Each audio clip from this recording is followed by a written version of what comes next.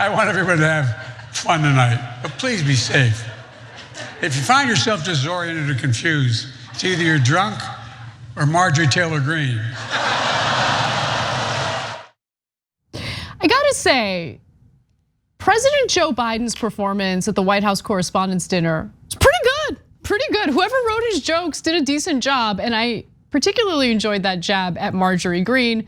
Before we go to some more examples of Dark Brandon at the White House Correspondents' dinner, I do want to ask you, Cenk, what did you think about it? Yeah, so first of all, some of the jokes were top notch. We'll share some of those with you guys.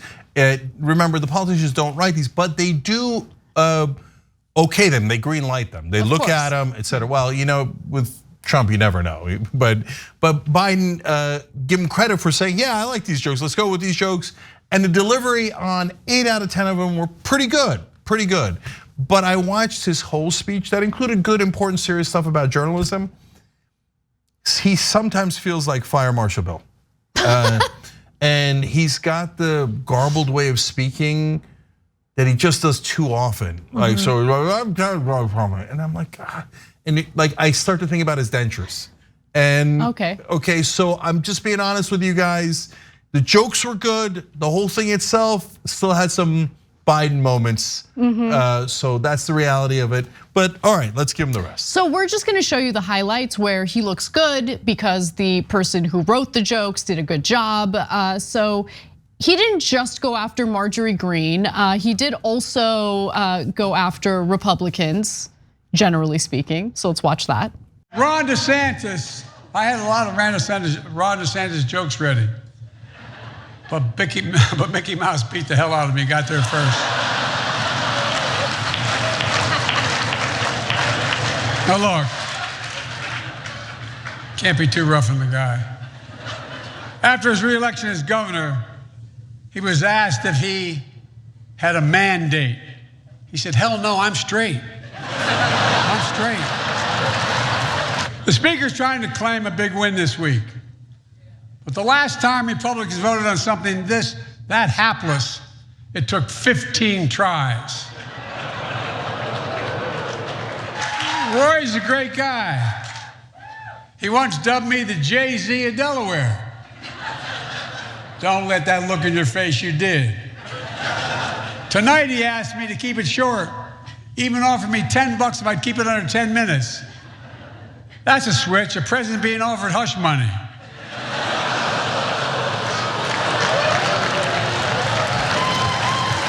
I feel like presidents in the past, or candidates for president, have been offered, they wouldn't call it hush money.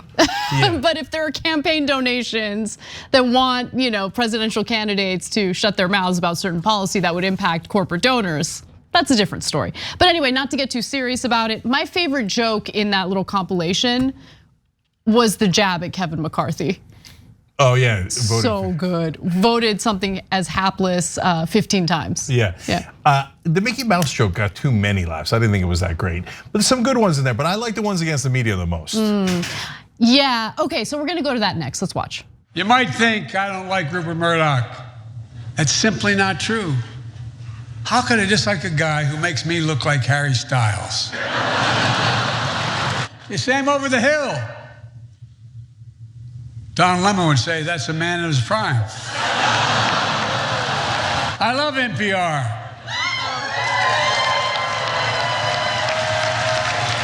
Because they whisper into the mic like I do.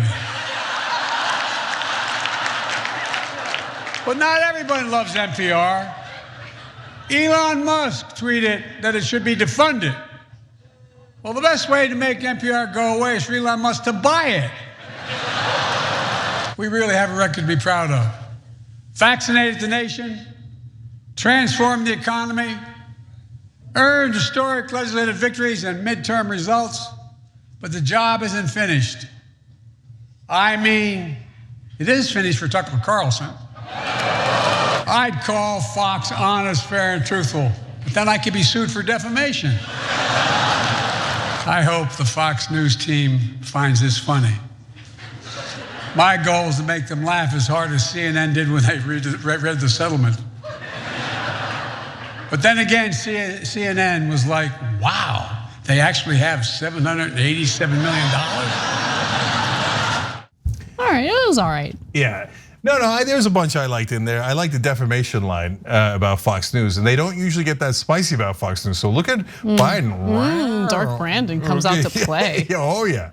And but that Tucker line might come back to haunt him. I'll just tell you, Obama did a line about Donald Trump, and he was at the White House Correspondents' dinner when he was doing all that birth certificate nonsense, and they showed Trump. And then everybody laughed at him, right? And Trump held a grudge. Yeah, and shocking that Trump held a grudge.